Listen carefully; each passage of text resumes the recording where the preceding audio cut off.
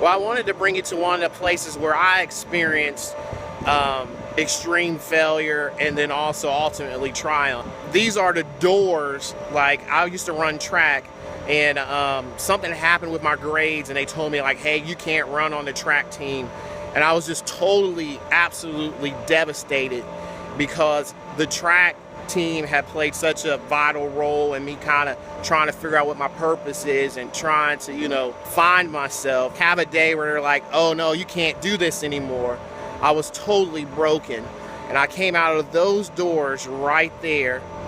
And as I was walking across the parking lot, I was distraught. I was crying, and my grandmother, she lives 2 blocks down, and I was just trying to get to my family. And actually, it's still really emotionally even today, because you don't like the feeling of failure, right? We don't like that feeling. But I want to share with you today, like, as I was walking across this parking lot, a couple things happened. The first thing is that I took inventory of the time. They just said, well, you can't run today. So I was walking across the parking lot and just trying to move towards the situation mentally and physically. I start to feel this strength, this information coming towards me. And it was just like, hey, have you thought about it like this? Like, they didn't say you couldn't run tomorrow, and you might be able to, talk to your mother or have this resolved, right? But it was still painful walking across this parking lot. It's even painful now, even a little bit, to relive it. But as I kept moving, and when you keep moving away and thinking away from an obstacle, you start to get stronger. And as I started to move across the parking lot, I really felt myself getting stronger. So much so that when I got to the end of the parking lot, because a lot of times when you're experiencing failure, you get these things where, well, like, you're of no value, you have no use, there's nothing that you get, all this negative stuff. Let's not even talk about it. It was just like, just try.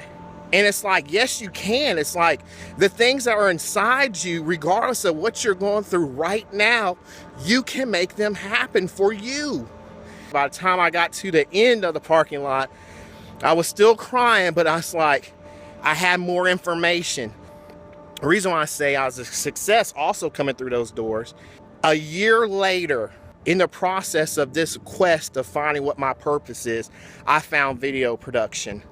And I went full on, because I did not want to have that feeling that I had when I came out those doors. I had created and was able to start making videos, revitalize the studio. And it took a year of just like keep moving forward, keep trying.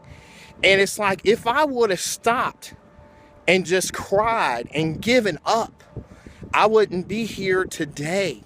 And so I'm sure there's someone who's experiencing failure, because actually when you have a dream, you're always going to have setbacks. You're always going to have failures.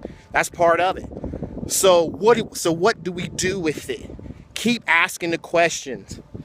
Henry Ford felt like he could do anything he wanted to do. He said, I start with the things that I can do. I start on that list first. When it gets down to needing the things that you can't do, most likely they're not even an issue anymore. And that is so profound. And so, like, if we can just, like on that day, I was so low, it's just like, can you just make it to your grandmother's house?